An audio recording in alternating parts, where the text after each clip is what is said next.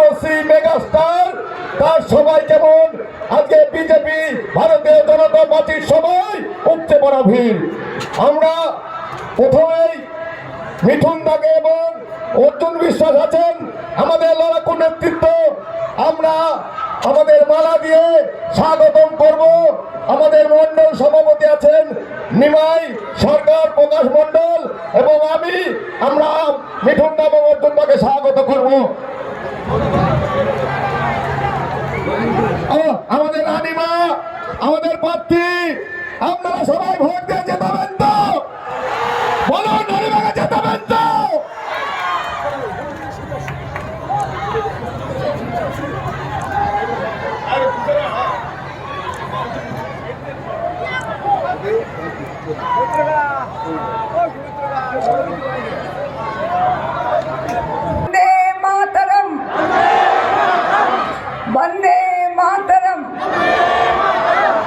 আজকে মিঠুন দা আছেন আমাদের সঙ্গে, আমাকে সাহস জোগাতে এসেছেন, আমার হয়ে প্রচার করতে এসেছেন। তো আপনারা সেইভাবে সাড়া দেবেন তো ভোটের সময়? জোরে বলুন, বিজেপি আসবে তো? এবং সব থেকে বড় কথা, আমরা একটা সুস্থ পরিবেশ সমাজ পাবো তো?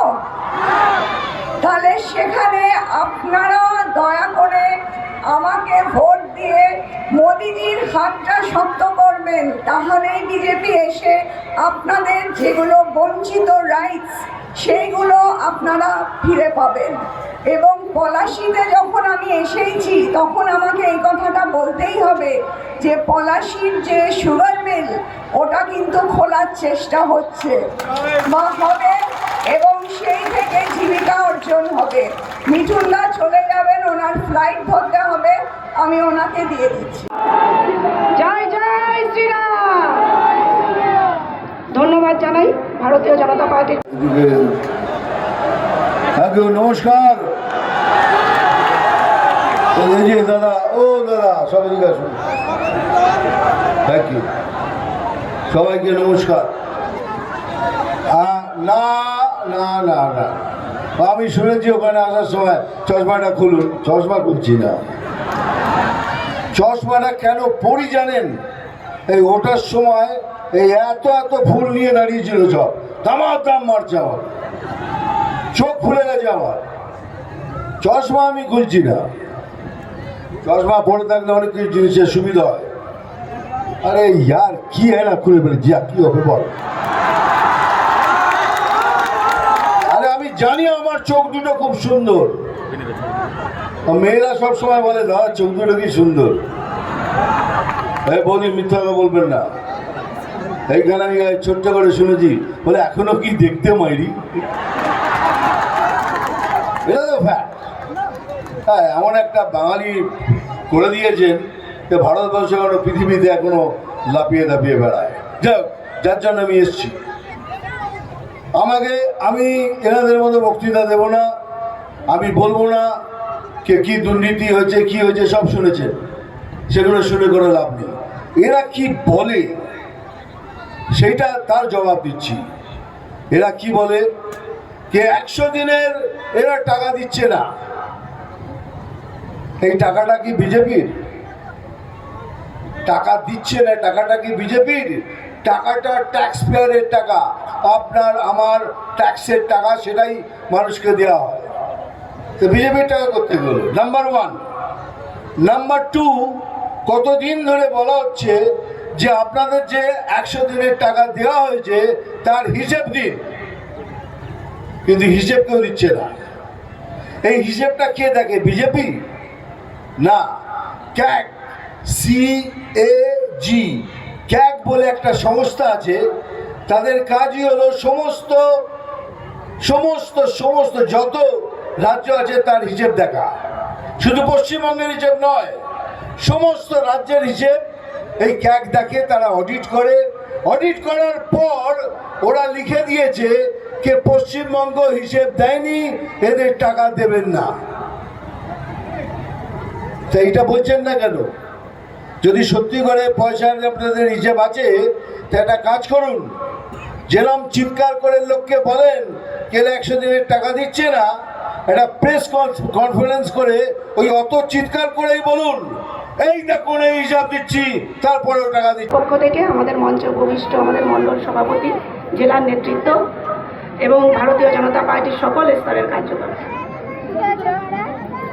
মুসলমান ভাই বোন আছে, তাদের সালাম আলাইকুম আলাপ।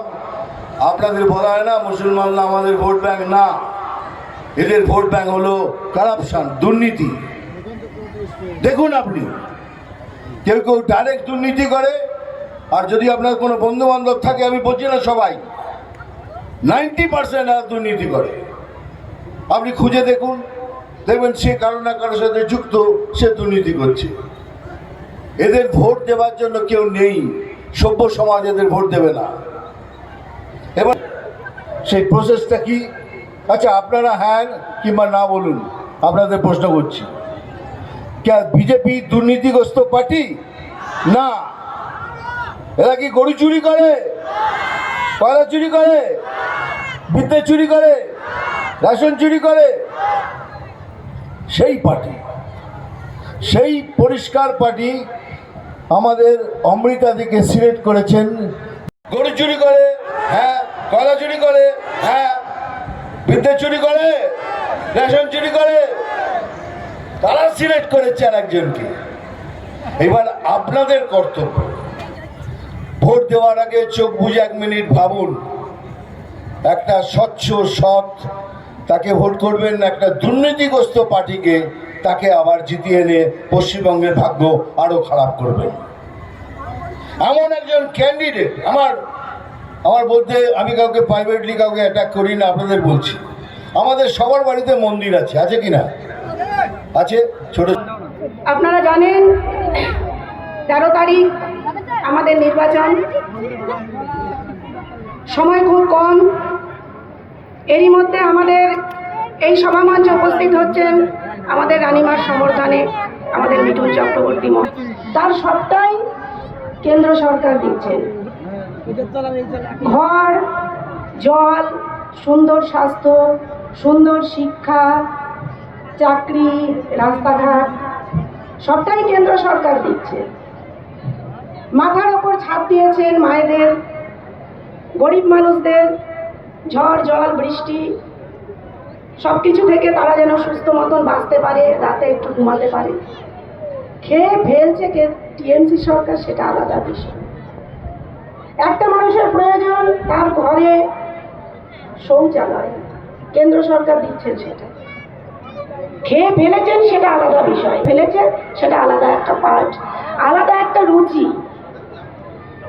এই রুচি যে টয়লেট খেয়ে ফেলবো, জল খেয়ে ফেলবে, জল খাওয়া